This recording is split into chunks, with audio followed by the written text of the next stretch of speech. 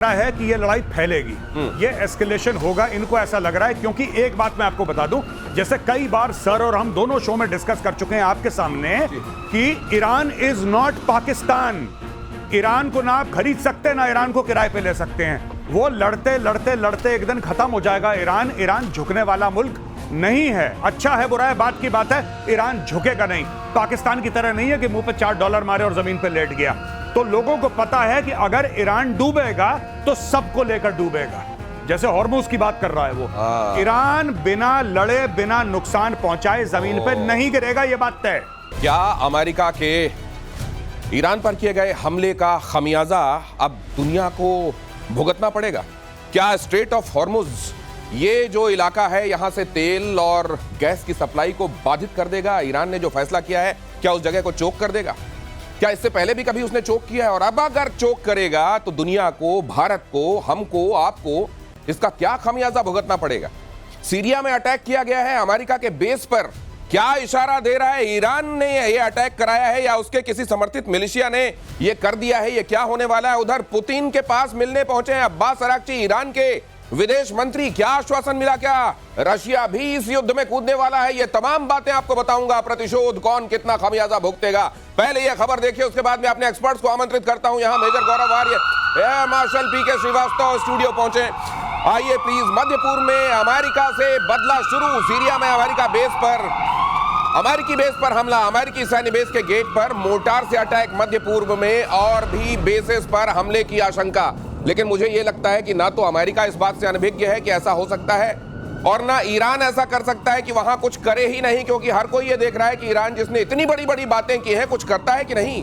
वैसे मेरे लिए हैरानी की यह बात भी है कि स्टेटमेंट के मामले में अभी तक सीधे अमेरिका पर उंगली उठाते हुए ईरान के किसी बड़े नेता की तरफ से, खमेनेई की तरफ से कोई सीधा स्टेटमेंट मैंने नहीं देखा। इसका मतलब बार बार इजराइल पर ही अटैक हो रहे हैं उनके साथ, उसकी तरफ से अगर वर्बल अटैक भी हो रहे हैं। और यहां पर ये मुझे लगता है कि उनके समर्थित किसी मिलिशिया ने फिलहाल ये दिखाने के लिए कि नहीं हम आपके साथ हैं, ये कर दिया है। नहीं, बिल्कुल कर दिया है। और पिछली बार जब ऐसा बड़ा हमला हुआ था वो तब हुआ था जब कासिम सुलेमानी को मारा था बगदाद एयरपोर्ट के बाहर, जो कि इस्लामिक रेवोल्यूशनरी गार्ड कोर का चीफ था। जब एक प्रेडेटर ड्रोन ऊपर से उड़ा और दूर से 30,000 फुट से एक हेलफायर मिसाइल मारी थी उसकी गाड़ी के अंदर, और जनरल कासिम सुलेमानी को खत्म कर दिया। वो भाप बन गया लिटरली। उसको जब मारा था तब चिढ़ के मारे इन लोगों ने अटैक करा था। मरा मुरा कोई नहीं, लेकिन आज की तारीख में जो मोटर के साथ अटैक करा है, देखिए मैं एक बात बताना चाहता हूं दिनेश की, इस वक्त जो काइनेटिक कैपेबिलिटी है ईरान की वो काफी हद तक डेन्यूड हो गई है। और अगले एक हफ्ते में देखेंगे जो मिसाइलें डाल रहा है ना, ये मिसाइलें, इसकी संख्या कम हो जाएगी, खत्म नहीं होगी, इसकी संख्या बहुत कम हो जाएगी हफ्ता 10 दिन में। पहली चीज, अब इनके पास सिर्फ एक ही चारा है कि जो इनकी प्रॉक्सीज हैं, जैसा आपने बताया, जो इनके मिलिशियाज हैं, जो इनके टेरर ग्रुप्स हैं, उनको भैया तुम टेरर अटैक कर दो, कोई सुसाइड बॉम्बिंग कर दो, कोई मोटर मार दो, कोई रॉकेट मार दो, सिर्फ इसके लिए कि हम जिंदा हैं। उससे फर्क कख नहीं पड़ना, फर्क कुछ नहीं पड़ेगा। हम जिंदा हैं, अपनी अटेंडेंस, जैसे मार्ट साहब को हम बोलते हैं, पी लगा देना सर मेरा, ये पी लगा रहे हैं।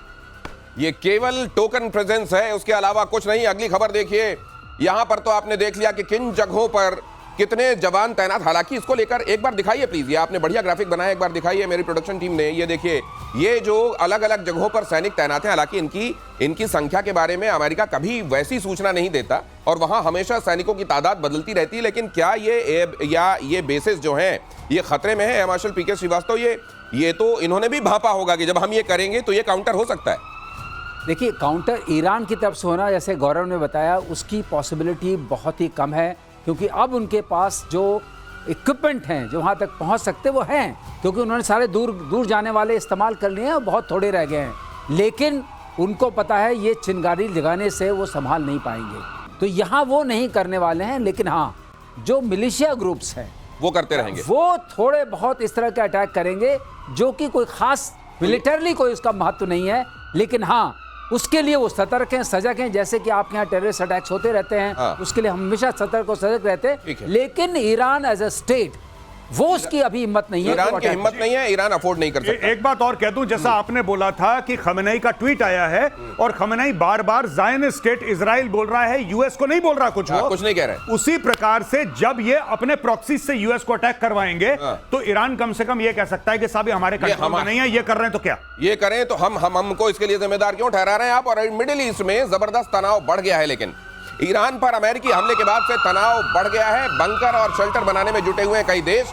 कुवैत में मंत्रालयों के नीचे बम शेल्टर बनाए जा रहे हैं। अब ये इतने बार यहाँ पर दूध जो है गर्म पिया है लोगों ने कि वो छाछ भी फूकते हैं, और फिलहाल तो यहाँ पे छाछ के ऊपर से भाप भी उड़ रही है, तो उनको लग रहा है कि ये अब वो भले ही इवेपोरेट हो रहा हो, लेकिन ये जो होने लगा है, क्या इसके तैयारी कर लेना अच्छा है की तर्ज पे है? नहीं, बिल्कुल इनको लग रहा है कि ये लड़ाई फैलेगी, ये एस्केलेशन होगा, इनको ऐसा लग रहा है। क्योंकि एक बात मैं आपको बता दूं, जैसे कई बार सर और हम दोनों शो में डिस्कस कर चुके हैं आपके सामने कि Iran is not Pakistan. Iran को ना आप खरीद सकते ना ईरान को किराए पे ले सकते हैं। वो लड़ते लड़ते लड़ते एक दिन खत्म हो जाएगा। ईरान झुकने वाला मुल्क नहीं है। अच्छा है बुरा है बात की बात है, ईरान झुकेगा नहीं। पाकिस्तान की तरह नहीं है कि मुंह पे $4 मारे और जमीन पे लेट गया। तो लोगों को पता है कि अगर ईरान डूबेगा तो सबको लेकर डूबेगा। जैसे हॉर्मुज की बात कर रहा है वो, ईरान बिना लड़े बिना नुकसान पहुंचाए जमीन पे नहीं गिरेगा, ये बात तय। ये इसलिए बाकी के मुल्क ये भांपते हुए कि सबको लेके डूब सकता है, इसलिए अपनी तैयारियां तो रखो, इसलिए किया जा रहा है ये। और युद्ध के बीच ईरान का बहुत बड़ा दावा इजराइल पर। यमनी लड़ाकों ने बोला हमला। यमन से इजराइल की तरफ दागी गई मिसाइलें, ईरान के समर्थन में यमन से मिसाइल अटैक। मुझे लगता है पीके श्रीवास्तव सर कि ये असल में ये भी ये बता रहे हैं कि नहीं नहीं हम तुम्हारे साथ हैं, 1-2 मिसाइलें तो मार दो, कहने के लिए रहेगा कि हमने देखो तुम्हारा साथ निभाया था। इतना उसने दिया है इनको, तो कुछ नमक हलाला तो करना पड़ेगा। तो 2-4 मिसाइल मारने में क्या, उनको पता भी है कि ये रोक लेंगे, ये भी पता है कि हमारे ऊपर काउंटर अटैक नहीं हो, लेकिन हाँ वो नमक हलाला करना पड़ता है। ये उस हवाले से लीजिए। आपने बहुत अच्छा टर्म इजाद किया है सर। पहले ये नमक हलाल होता था, अब आपने हलाला जो इसके साथ जोड़ा है ना, अब नमक के पैकेट भी कांप रहे हैं कई जगहों पर। लेकिन ये जो ये सर यमन ने ये भी कहा था कि देखिए लाल सागर में हम क्या करते हैं और किस तरीके से हम वहां जो अमेरिकी बेड़े हैं उन पर हमले करेंगे। ये मुंह ज्यादा चलाया जा रहा है, ये करेंगे भी ज्यादा। आपने हमेशा देखा है कि जितने भी टेररिस्ट ऑर्गेनाइजेशंस होते हैं और जितने भी इस तरह की ऑर्गेनाइजेशंस है, वो बातें ज्यादा आपको ऐसा डराएंगे, वो कहते हैं डर के अगर मारेंगे तो ठीक है। वो आपने देखा नहीं, अगर आप पास आए तो मैं आपको घूसा मार दूंगा। घूसा मारने की ताकत नहीं है, विचार है। ये वो हिसाब किताब है। यमन में कौन है? हुथी बैठे हैं। हाँ भाई, ये हुथी मार रहे हैं। हुथी जब मिसाइल इसराइल पे मारेंगे तो सऊदी की जमीन के ऊपर जाएगा। और कल परसों हमने आपसे ये बोला था कि हो ना हो सऊदी अरब कभी भी इस लड़ाई में कूद सकता है। आपने कहा हमारी बात हुई थी। ये वही चीज है कि अगर ये ज्यादा मिसाइल मारेंगे, कहीं ना कहीं सऊदी अरब की एयरफोर्स आएगी और इनको ठोकेगी और इनको बैलिस्टिक मिसाइल से इनकी मिसाइल और ड्रोन भी हवा से उड़ाएगी। सॉरी, एयर डिफेंस जो सिस्टम है सऊदी में। दिनेश, अब मुझे एक बात और आ रही है, एक प्रेडिक्शन और आगे आया, आप कह दीजिए। बोलिए। कि सऊदी अरब कूदेगा इस लड़ाई में। सऊदी अरब भी इस लड़ाई में बहुत जल्द शामिल होगा, आज ये एक्सपर्ट कह रहे हैं। प्रतिशोध में कहते हैं आगे होता हुआ दिखाई देता है। आज ये भी नोट कर लीजिए, देखते हैं क्या होता है। इजराइल का ईरान पर बड़ा हमला, 20 फाइटर जेट से सबसे बड़ा अटैक। करमनशाह हमदान में अफरा तफरी। तेहरान में भी इजराइल की एयर स्ट्राइक। ये देख लीजिए, तेहरान में तो एक जेल है एविन, वहां कहते हैं खामेनेई के सारे विरोधी बंद किए जाते हैं। वहां पे भी हमला करके गेटों पे कहा निकल जाओ भाई तुम लोग। वहां एक घड़ी लगाई हुई है सर, जिसको इजराइल के डिस्ट्रक्शन की घड़ी कहा जाता है। शब्द से लोग डर जाते हैं। हाँ, ये घड़ी मोरा दिल धड़के वाला जो है, एक घड़ी वो बाघेरी को भी दी थी यहाँ मुनीर ने, उसका भी यहाँ एक घड़ी बनाई भाई लोगों ने। खामेनेई ने कहा कि 15 सालों में देखिएगा आप इजराइल तबाह हो जाएगा। ये 2015 में कहा, तो 2021 में भाई लोगों ने घड़ी बना दी यहाँ इजराइल के डिस्ट्रक्शन की घड़ी, जो काउंटडाउन लगाए हुए हैं कि 2040 तक इजराइल साफ। इतनी अगर आप दुश्मनी रखते हुए किसी को पोर्ट्रे करके बताएंगे कि हम तुम्हारे इतने बड़े दुश्मन हैं, तो इजराइल तो अभी तक बेचारा फिर भी बहुत सहता चला गया। नहीं, इन लोगों ने यही करा है। इजराइल को मार देंगे, यहूदियों को मार देंगे, हम ये कर देंगे, हम वो कर देंगे और तुम्हारी नस्लें बर्बाद कर देंगे। एक बम मारा, फिर बोला यार ये तो बड़ा गलत आदमी है इजराइल, ये तो बहुत मारता है। अरे तुम जहर उगलते हो तो मारेगा ही तुम्हें, जब तुमने दुश्मन करार दे दिया। ये जो आप बात कर रहे हैं ना इसकी, ये जो अभी आपने न्यूज पढ़ी, यहाँ पे हर जगह बम मारा, उनकी एयरफोर्स गई और एयरफोर्स ने तेहरान में और दीगर शहरों में उन्होंने मिसाइल मारी, बॉम्ब मारे अपनी एयरफोर्स से। मैं एक बात पूछना चाहता हूं कि वो ईरान की काबिल एयरफोर्स, जिसके कसीदे पढ़े जाते थे कि ईरान की एयरफोर्स है और आएगी धुआं धुआं कर देगी, आपने सुना एक जहाज नहीं उड़ा उनका, एक जहाज। वो एयरफोर्स है कहां पे ईरान की? सर वो वाले अगर वो उड़ा देंगे फाइटर जेट जो रखे हुए हैं, 80 के दशक के फाइटर जेट जो इनके पास थोड़े बहुत हैं, तो उनके कलपुर्जे उड़ते हुए ज्यादा दिखेंगे बजाय इसके, तो वो उड़ा के रिस्क कैसे ले लें? इनको डाउट है कहीं इजराइल तक पहुंचे ना पहुंचे, कहीं बीच में पता लगा सऊदी अरब में गिर गए, इराक में गिर गए कहीं पे। गौरव सचमुच नहीं पहुंचेंगे, रेंज नहीं है जी, वहां पहुंचेंगे नहीं। लेकिन एक बात और है, जो इन्होंने अभी उड़ाया ना वो जगह, कर्रमोरा क्या हाँ, जी जी, वहां सारे इनके फतह मिसाइल्स हैं। ओ ये जो मारा है इस बार, ये बहुत बड़ी बात है। रनवेज को खत्म कर दिया, जो भी छोटे मोटे बेचारे थे उड़ नहीं पाएंगे। हेलीकॉप्टर्स खत्म कर दिए, मिसाइल लॉन्चर खत्म कर दिए, और मिसाइल लॉन्चर खत्म किए, अब मिसाइल्स भी खत्म कर रहे हैं। अगर मिसाइल्स खत्म हो गई, इनके पास उस रेंज की मिसाइल्स उड़ी है ना, उसमें से बाकी गंवा दी, अब 200-250 बची होंगी, उसमें मार दिया, पता नहीं कितने चले गए। तो ये बहुत बड़ी खबर है। ये जो मारा है, इजराइल क्या कर रहा है, चुन चुन के इनके जो भी फैंग्स हैं, हम बोलते हैं ना जो फैंग्स हैं, उसको कट कर रहा है एक के बाद एक। जहर के सारे दांतों को तोड़ा जा रहा है। और ये चुन चुन कैसे, तो मेरे को धर्मेंद्र पाजी भी थोड़ी देर के लिए याद आ गए। ईरान के 6 एयरपोर्ट पर इजरायली हमला, ईरान के 15 फाइटर जेट तबाह, ईरान के F-14, F-5 फाइटर प्लेन्स को भारी नुकसान, बैलिस्टिक मिसाइल का इंजन बनाने वाली फैक्ट्री पर बमबारी।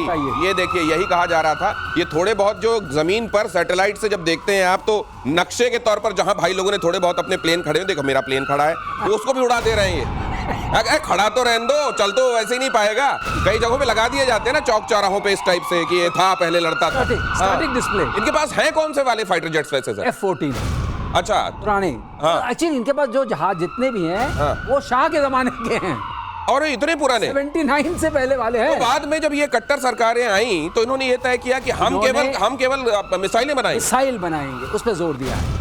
और मिसाइल अगर इनकी रीड है, तो मिसाइल पर भी क्या हो रहा है वो भी देखिए। सारे जहर के दांत तोड़े जा रहे हैं, जैसा कह रहे हैं मार्शल। और ईरान के 6 एयरपोर्ट तबाह हुए हैं इसमें, Tabriz, Hamdan, Tehran, Isfahan, Mashhad, देज़फुल।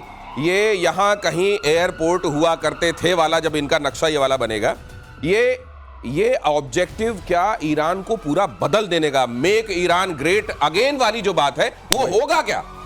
वही चैप्टर है। देखिए मैं आपको बताऊं, चाहे ये लोग पीट हेग्सेथ मना कर ले, मार्को रूबियो मना कर ले, तुलसी गैबार्ड मना कर ले, सच बात तो ये है कि ट्रंप के मुंह से बात निकल गई, मेक ईरान ग्रेट अगेन। और जब तक जो हम बात करते हैं इंटेंट और कैपेबिलिटी की, कैपेबिलिटी तो आपने फोड़ दी उनकी।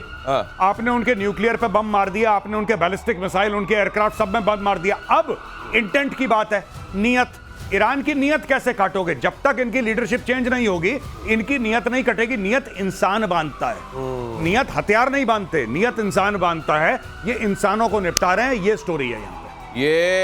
ये जो कह रहे हैं कि ट्रंप के मुंह से निकल गया, हो सकता है अभी उसका टाइम नहीं रहा हो, लेकिन वो आके बोल गए मेक ईरान ग्रेट अगेन। और ग्रेट अगेन मतलब उनकी निगाहों से ग्रेट। तो कैसा होगा समझ लीजिए। इजराइल का ईरान पर मिसाइल से हमला, इजरायली डिफेंस सिस्टम ने उड़ाई मिसाइल, ये देखिए जरा। लेकिन इसके बीच में एक बात मैं और करना चाहता हूं, अगर वाकई इन्होंने उनकी न्यूक्लियर फैसिलिटीज को वाकई तबाही कर दिया, इनके जो बॉम्बर आए थे अमेरिका के, तो इजराइल फिर से फोर्डो पे हमला क्यों कर रहा है? आज फिर हमला किया है फोर्डो पे। ऐसा है, फोटो पे जो हमला किया है, अब ऊपर वाले का सॉर्ट आउट करना है। नहीं सर, वो ये बता रहे हैं कि B-2 बॉम्बर जहां पे छेद करके गए थे ना, वो बड़ा बड़ा जो काला काला से दिख रहा है, उसी में और डाला है।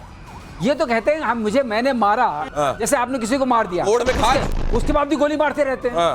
को भाई पूरा श्योर कर लें, क्योंकि बीच में कहते हैं हमारा कुछ नहीं गया। अच्छा लो, अब जाएगा।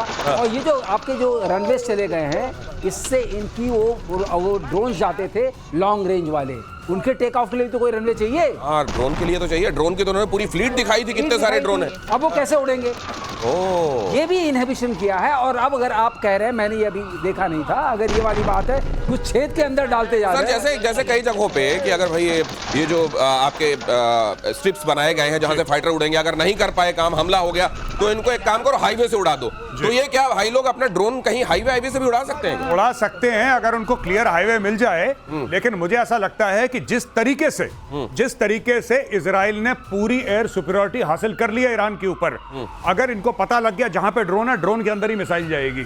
क्योंकि पूरे समय तो अब इजरायली जो है ना, वो पिकनिक मना रहे हैं ईरान के आसमानों के ऊपर। उनको कोई थ्रेट है ही नहीं, क्योंकि आपका एयर डिफेंस पूरा खत्म कर चुके हैं, एयरफोर्स आपकी टेक ऑफ नहीं कर रही है, ड्रोन आपके जमीन पे हैं। तो इजराइल के लिए तो खतरा ही नहीं। देखो 125 एयरक्राफ्ट आए थे मिडनाइट हैमर में, 125 एयरक्राफ्ट से ज्यादा आए, वहां पे उड़ के चले गए। भाइयों को पता ही नहीं लगा कि अमेरिकन कब आए, कब मारा, कब चले गए। और वहीं पे जहां पे हवन कुंड बनाया, उसी में अब इजराइल सामग्री डाल रहा है कि जलता रहे वो। ये बहुत अच्छा शब्द है, हवन कुंड में आहुतियां अभी और डाली जा रही है उसी जगह पर जहां पर वो कुंड बना गए हैं बॉम्बर्स। आगे देखिए, IRGC के हेडक्वार्टर पर इजराइल का अटैक, कारज में इजराइल ने किया जबरदस्त हंगामा, माफ कीजिए हमला।